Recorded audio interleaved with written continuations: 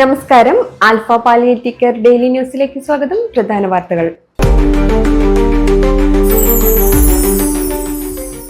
Alpha Mala link സെന്ററിൽ staff യോഗം നടന്നു. പ്രസിഡന്റ് എ അഷ്റഫിന്റെ അധ്യക്ഷതയിൽ ചേർന്ന യോഗത്തിൽ കോർഡിനേറ്റർ ലൈജി സുധീർ സ്വാഗതം പറഞ്ഞു.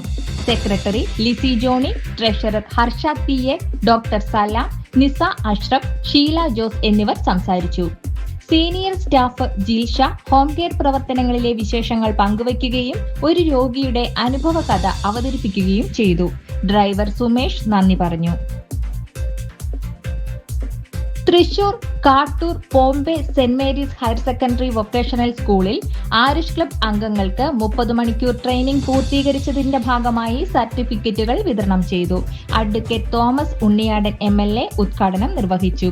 School principal KB Priya, SAPC community welfare district coordinator മേഘ്ന അനിൽകുമാർ, അധ്യാപിക ഷീബ എന്നിവർ നേതൃത്വം നൽകി. ആൽഫ കൊടുങ്ങല്ലൂർ സെന്ററിലെ ഫിസിയോതെറാപ്പിസ്റ്റ് അജിത് രമേശ് വിദേശത്തേക്ക് പോകുന്നതിനാൽ ഈ ഒഴിവിലേക്ക് പുതിയ ഫിസിയോതെറാപ്പിസ്റ്റിനെ നിയമിച്ചു. ജോജോ ജോർജാണ് പുതിയ ഫിസിയോതെറാപ്പിസ്റ്റ്. മണ്ണാർക്കാട് സ്വദേശിയാണ്. Compassionate Keralam vision 2030 state coordinator Amjith Kumar കൊല്ലത്തെ ആൽഫ ലിങ്ക് സെന്റർ സന്ദർശിച്ച് സെന്ററിന്റെ പ്രവർത്തനങ്ങൾ വിലയിരുത്തി. Alpha president Lissamma Panjikkaran, executive member James, community welfare district coordinator Akshay Babu, community welfare ഓഫീസേഴ്സായ ഗൗരി സ്വപ്ന, അമൽ ഗീവർഗീസ് എന്നിവർ പങ്കെടുത്തു.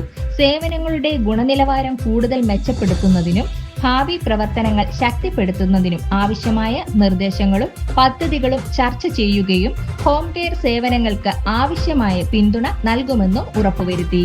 ഇതോടെ ഇന്നത്തെ വാർത്തകൾ അവസാനിക്കുന്നു. ജയ് ഹിന്ദ്.